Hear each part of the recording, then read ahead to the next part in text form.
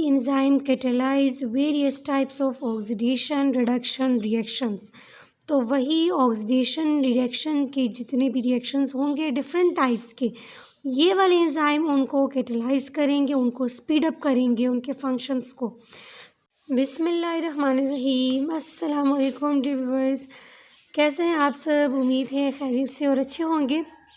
जैसे कि हम फर्स्ट ईयर बायोलॉजी बुक को पढ़ रहे हैं और एंजाइम चैप्टर हम पढ़ रहे हैं। लास्ट लेक्चर में हमने को फैक्टर्स तक पढ़ लिया था और आज हम एंजाइम का मोस्ट इम्पॉर्टेंट टॉपिक एंजाइम का एंजाइम नोमेनक्लेचर, और एंजाइम नोमेनक्लेचर जो है ये एंजाइम क्लासिफिकेशन है।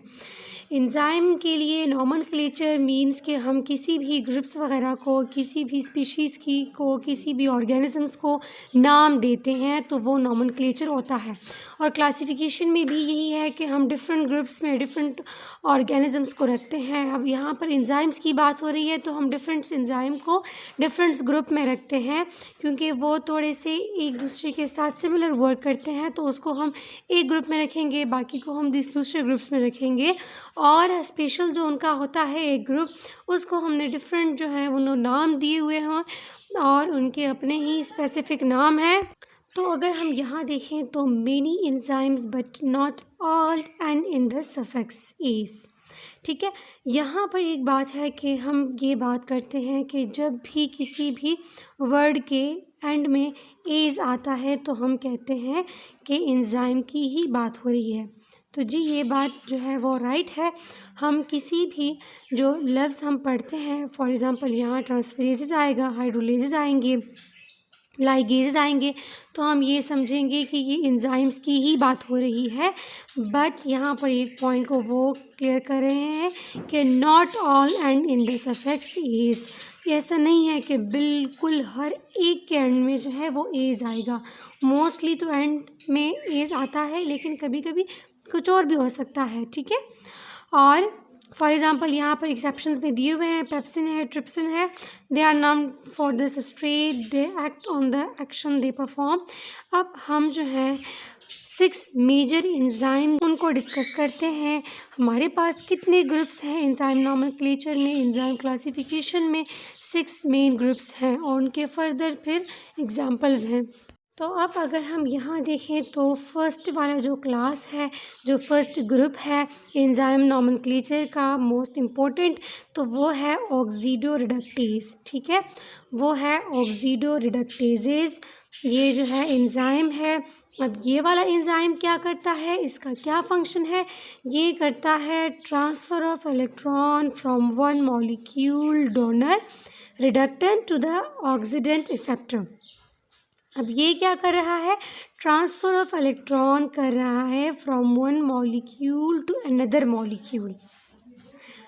ट्रांसफ़र ऑफ इलेक्ट्रॉन ही हो रही है from one molecule to the another molecule. वो एक जो है वो देगा और दूसरा जो है वो लेगा, तो यही काम ये कर रहा है। तो बेसिकली ये क्या कर रहा है? These enzyme catalyse various types of oxidation reduction reactions.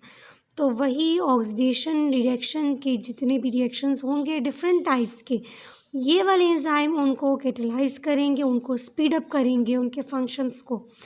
तो ऑक्सीडेशन रिडक्शन की जब बात करते हैं तो यही है कि transfer of electron from one molecule to another molecule.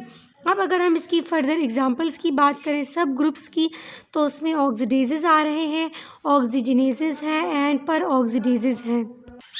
अब नेक्स्ट है ट्रांसफरेजेस।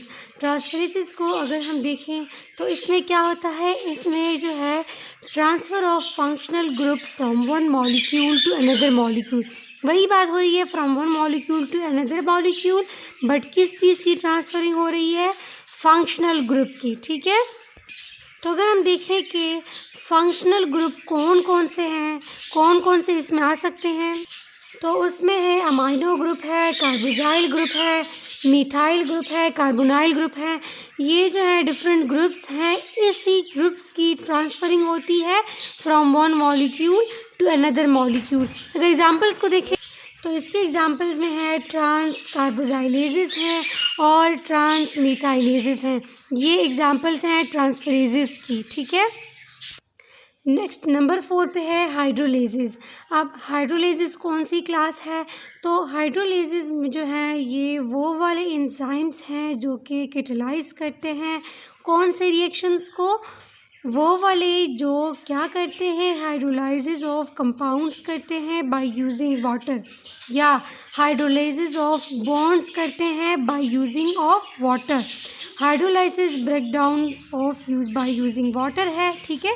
तो इसमें डिफरेंट कंपाउंड्स की जो इसमें बॉन्ड्स होते हैं उनकी ब्रेकडाउन होती है बाय यूजिंग वाटर।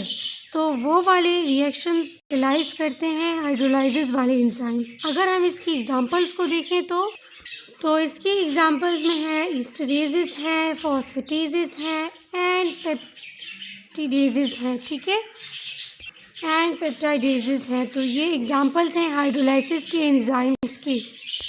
तो अगर हम हाइड्रोलाइसिस में देखें तो जैसे नाम से ही ज़ाहिर है इसमें भी ब्रेकडाउन की ही बात होगी। तो लाइसिस में जो है वो वाले एंजाइम्स कैटालाइज करते हैं वो वाले रिएक्शन, ठीक है। इसमें क्या होता है, breakdown of various chemical bonds करते हैं, breakdown of various chemical bonds करते हैं, लेकिन हाइड्रोलाइसिस एंड ऑक्सीडेशन जो है वो नहीं करते।